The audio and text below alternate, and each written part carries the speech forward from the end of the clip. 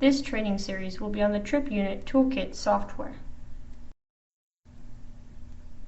The Trip Unit Toolkit software is compatible with the Spectra circuit breakers with micro IntelliGuard trip units, the IntelliGuard circuit breakers with IntelliGuard trip units, the PowerBreak 2 circuit breakers with IntelliGuard trip units, and the Guardian and Record Plus circuit breakers with Premium S and G trip units.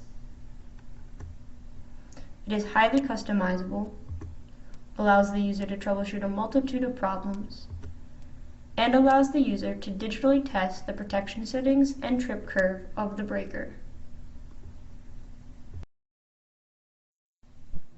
The Trip Unit Toolkit's customer benefits include: it is easy and fast, allowing users to leverage computer and mobile devices to see their data in real time. It improves safety by minimizing the exposure of working on a workbench, and you can work on your circuit breaker via Wi-Fi outside of the arc flash zone. Also, it is available via free download on GE's website. The first step when using the Trip Unit Toolkit software is to check what COM port our digital test kit is connected to. First, go to the Start menu, and then search for Device Manager.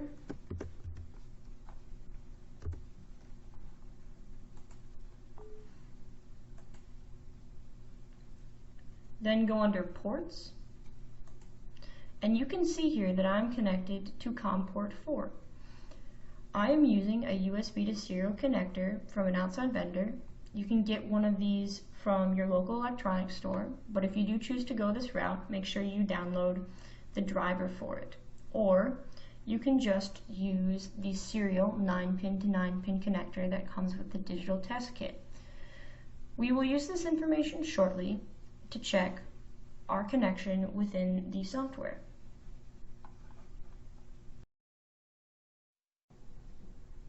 So as you can see, we have opened up our Trip Unit Toolkit software, and our communication information and device information has auto-populated in the sections and in the top bar. We can see that we have no active alerts because this is turned green, and our language is set to English. In the top bar, we can also find the Information tab and the Help tab. In the Help tab, we can find the user guide for the software. Also, in the top bar, we have the Refresh Device Connectivity button. This is important if you accidentally unplug the device. All you have to do is plug in the device again and hit the button, and you will reestablish connection. In the General Settings section, we can rename the device, and this is important in case you have multiple devices. You will know which one you are talking to. We can also update the firmware version.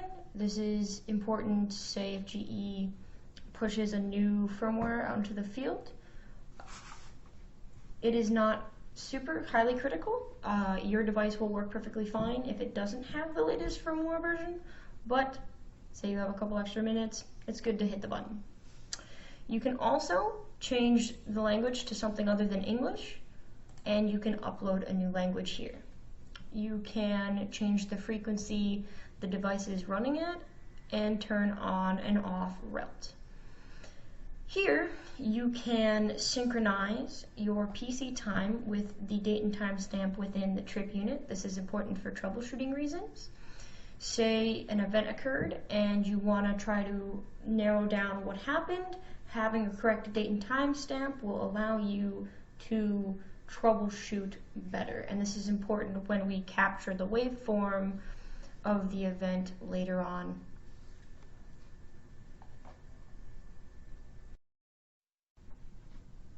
The next tab is the Protection Settings tab. In this tab, we can see all of the device's settings. First, we will read what current settings are on the device.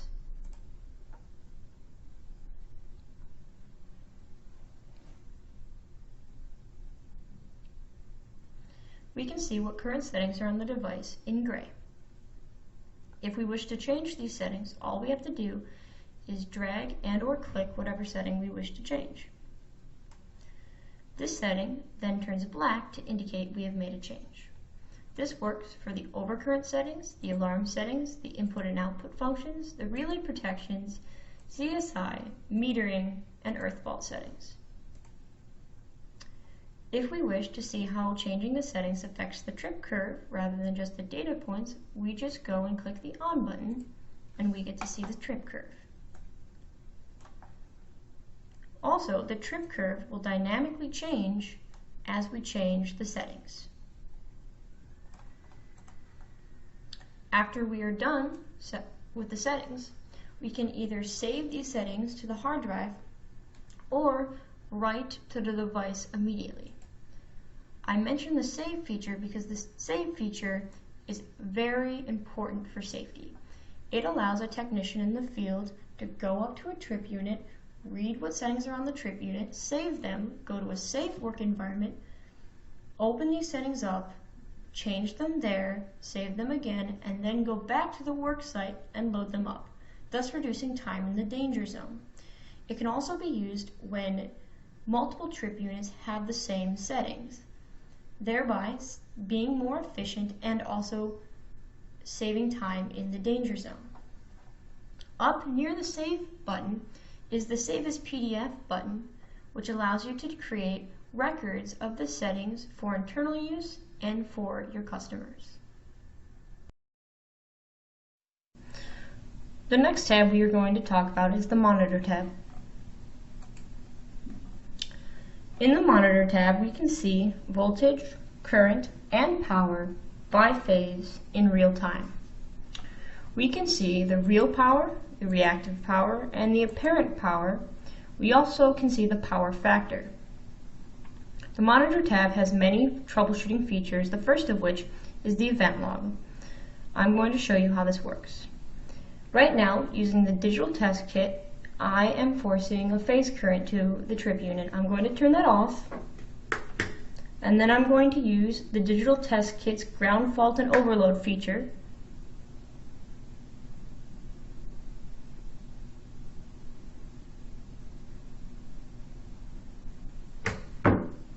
And we can see the event has popped up in the event log. The event log will save the last 10 events to happen to the trip unit, and you can also save the event log as a PDF to your hard drive. Below the event log is the breaker open time log. And because I'm not hooked up to a real system, I have a picture for you of what it looks like. The breaker open time log records the first 3 times the breaker was opened in the factory and saves them. It also records the last 5 times the breaker was opened and is useful for preventative maintenance.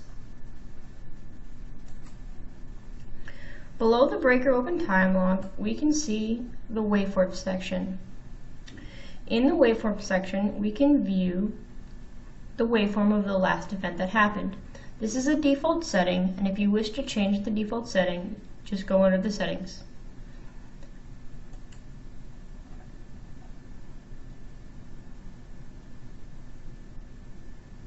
Our waveform may look weird because we are not using a real system, but it will work for our purposes.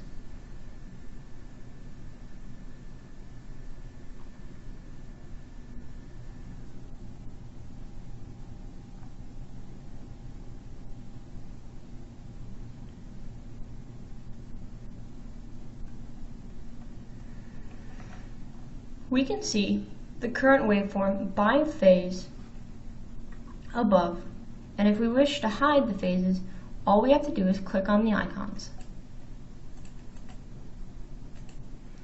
To get them to appear again, we just do the same.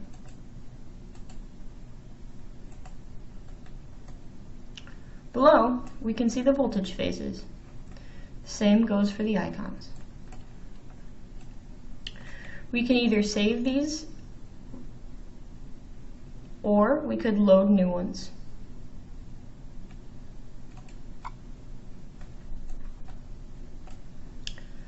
The next troubleshooting feature is the phasor diagram. The phasor diagram will show you if the phases are balanced or unbalanced, and if they are unbalanced, by how much.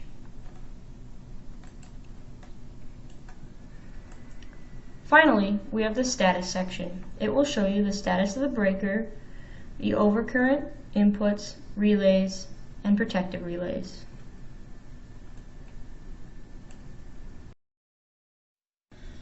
The final tab is the Test tab. In the Test tab, we can run two types of tests, the sequence execution test and the trip curve validation test. Here, we can enter the name of the tester, and it will be saved in the test log. The settings for the sequence execution test is here. We can turn on and off overcurrent and on and off ground fault. We can change the current by phase by clicking or dragging the bar. When we are done with the settings, we can add it to the queue, or we could have loaded a previously saved test. We will be running a no trip test here because I am in the office and I'm not hooked up to a real live circuit breaker. The no trip test will look at the min trip time and max trip time from the trip curve and will electronically observe the trip time. The trip test will do the same thing with the min trip time and max trip time, but will actually trip a real live circuit breaker. We can see that the test has shown up in the test log, which works exactly like the event log.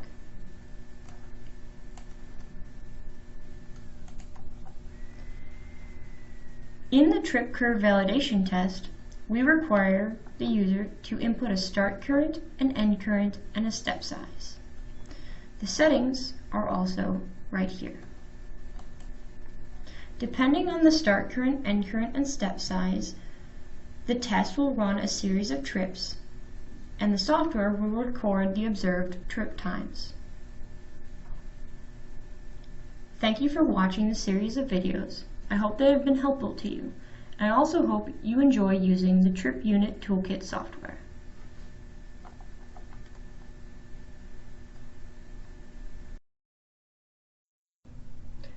In summary, the Trip Unit Toolkit software is highly customizable, allows the user to troubleshoot a multitude of problems, and digitally test the protection settings and trip curve of the breaker.